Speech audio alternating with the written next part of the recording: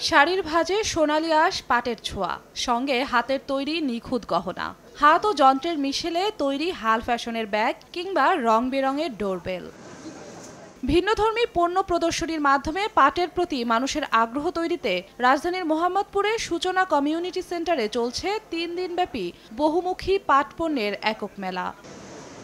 মসলিনের ওপর পাটের কারুকাজ করা শাড়ির জন্য গুনতে হবে ৪,০০০ টাকা। মানভেদে ব্যাগের দাম রয়েছে ৫০০ থেকে ৩,০০০ পর্যন্ত। ঘর সাজানোর বিভিন্ন পণ্য পাওয়া যাচ্ছে ২০০ থেকে ২,০০০ টাকায়। আমাদের দেশের মানুষের একটা ধারণা ছিল যে পাট মানেই বস্তা, আসলে কিন্তু না।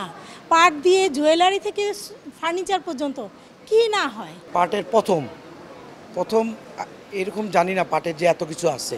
শাড়ি আছে, আজকে দেখলাম জীবনে প্রথম শাড়িও আছে পাটের, তারপরে অন্যও আছে। দামের ব্যাপারটা যদি আরেকটু রিজনেবল প্রাইসটা হয় তাহলে হয়তো দেখা যায় প্রত্যেকটা ফ্যামিলি পাট ব্যবহার করতে পারবে। ১, ২, ৩ ঢাকায় জমি জিতে নিন ১০০% ক্যাশব্যাক সহ ২০ কোটি টাকার পুরস্কার।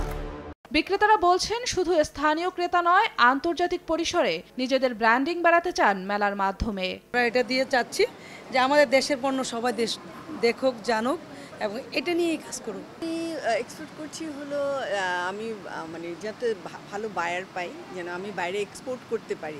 হ্যান্ডমেড প্রোডাক্ট রয়েছে, শিকা রয়েছে, ব্যাগ রয়েছে, লেডিস ব্যাগ আছে। এছাড়া আপনার পাপোশ, ফোরম্যাট, টেবিল রানার অনেক কিছুই আমরা মেলায় এনেছি। এদিকে উদ্যোক্তাদের চাওয়া মেনে পাট পণ্য উৎপাদন ও বিপণনে সহায়তার আশ্বাস দেন বস্ত্র ও পাট মন্ত্রী।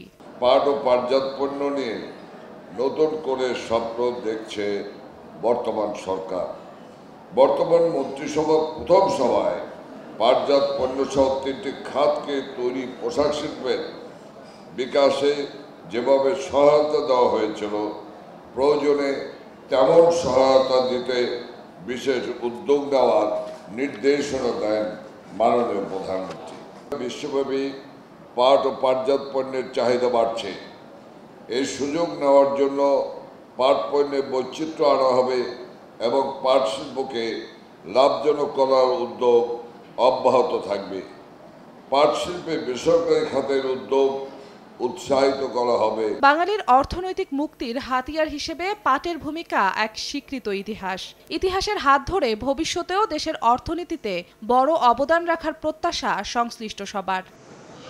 চিন্নাতারা যশোয়া, সময় সংবাদ, ঢাকা।